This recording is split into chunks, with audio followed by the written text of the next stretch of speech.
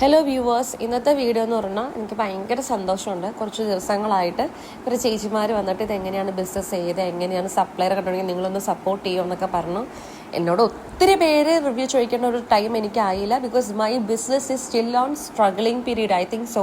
അപ്പം അതുകൊണ്ട് തന്നെ എനിക്ക് അറിയാവുന്ന കുഞ്ഞു കുഞ്ഞു കാര്യങ്ങൾ ഞാൻ ഇതിലോട് ഷെയർ ചെയ്യാണ്. ആദ്യം നമുക്ക് വേണ്ടത് ഒരു പാഷനാണ്.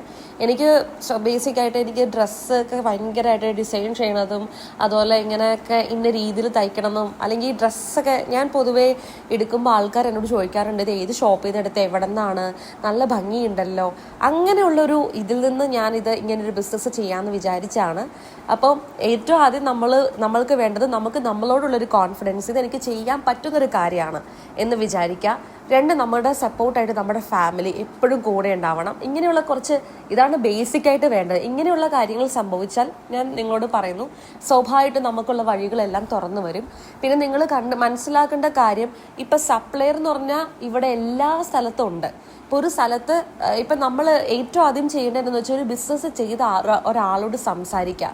ഞാൻ ആധികാരികമായിട്ട് എനിക്ക് ഒന്നും തൊട്ട് അന്വേഷിക്കണമായിരുന്നു, എവിടെ നിന്നൊക്കെയാണ് ആരൊക്കെയാണ്. ഞാൻ തന്നെ കുറേ ഹാർഡ് വർക്ക് ചെയ്ത് എഫോർട്ട് ചെയ്ത് ഞാൻ എന്ത് ചെയ്തെന്ന് വെച്ചാൽ, ഞാൻ ശരിക്കും പറഞ്ഞാൽ ഒരു സ്ഥലത്ത് പോയി നോക്കി, ശരിക്കും അന്വേഷിച്ച് അതിൻ്റെ വിവരങ്ങൾ അറിഞ്ഞ്, പിന്നെ നമ്മുടെ കയ്യിലുള്ള, എനിക്ക് ഒത്തിരി റിസ്ക് എടുക്കാൻ താല്പര്യമില്ലായിരുന്നു. ഞാൻ എന്ന് വെച്ചാൽ ഒരു കുഞ്ഞ് ബഡ്ജറ്റിൽ തുടങ്ങിയ ബിസിനസ്സാണ്. അതായത് ഇപ്പോൾ നിങ്ങളോട് പറയുകയാണെങ്കിൽ ഒരു 50K, അതിനൊക്കെ ആ ഒരു ക്യാപിറ്റൽ വെച്ച് സ്റ്റാർട്ട് ചെയ്തൊരു ചെറിയ ബിസിനസ് മാത്രമാണ്. കാരണം എനിക്ക് റിസ്ക് എടുക്കാൻ താല്പര്യമില്ലായിരുന്നു. അപ്പോൾ നമ്മളുടെ രീതിയിലനുസരിച്ച്, നിങ്ങളുടെ സ്കെയിൽ അനുസരിച്ച് നിങ്ങൾ എന്ത് ചെയ്യുക, ബിസിനസ് സ്റ്റാർട്ട് ചെയ്യുക.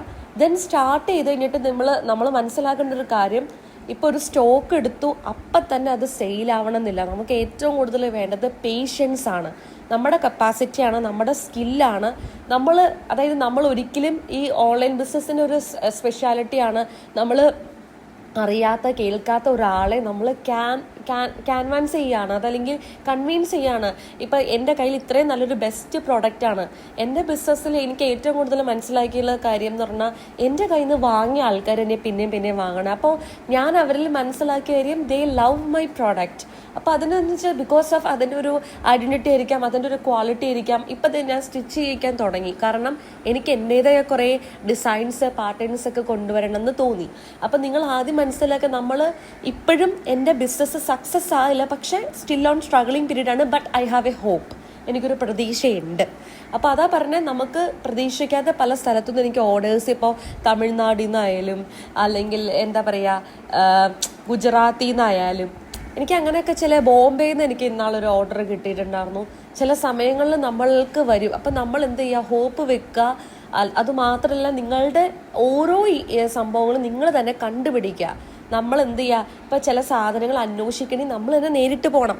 ഇപ്പം എനിക്ക് ഒരു സപ്ലയറിനെ കണ്ടുപിടിക്കാൻ വേണ്ടി ഞാൻ 2 ദിവസം അതിന് വേണ്ടി നേരിട്ട് പോയി അന്വേഷിച്ച് അലഞ്ഞ് തിരിഞ്ഞ് കടകളെല്ലാം കയറി ഇറങ്ങി, അതിനുശേഷമാണ് ഞാൻ പർച്ചേസ് എന്നുള്ളൊരു തീരുമാനം എടുത്തത്. അപ്പോൾ ആദ്യം നമ്മൾ ചെയ്യേണ്ടത്, നമ്മൾ ഒരു കാര്യം ചെയ്യുന്നതിന് മുന്നേ അതിനെക്കുറിച്ച് വ്യക്തമായിട്ട് മനസ്സിലാവുക.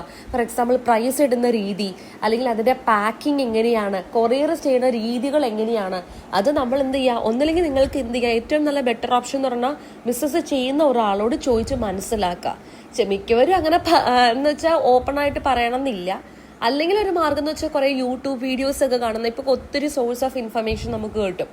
അല്ലെങ്കിൽ നമ്മളിപ്പോൾ കടകളിൽ കയറി ഇറങ്ങുമ്പോൾ തന്നെ എന്നെ സംബന്ധിച്ചോളം എനിക്ക് മനസ്സിലായത്, ഒരു 88% എനിക്ക് ഇൻഫർമേഷൻസും കിട്ടിയത് ഞാനിങ്ങനെ കടകളിലൊക്കെ കയറി ഇറങ്ങി ഓരോ സംഭവങ്ങളെക്കുറിച്ച് അന്വേഷിച്ച് ചെന്നാണ് എനിക്ക് മനസ്സിലായത്. അപ്പം നിങ്ങളുടെ ഉള്ള വഴികൾ നിങ്ങൾ തന്നെ കണ്ടുപിടിക്കണം. നമ്മളുടെ ഏറ്റവും നല്ല അതായത് ബെസ്റ്റ് പാർട്ട് ഏതാണ് നമ്മൾ തന്നെ മനസ്സിലാക്കുക. പിന്നെ ഈ പറഞ്ഞ പോലെ ഒരു കസ്റ്റമറെ കൺവിൻസ് ചെയ്യാന്ന് പറയുന്ന ഒരു ഇമ്പോർട്ടൻ്റ് ആയിട്ടുള്ളൊരു കാര്യമാണ്.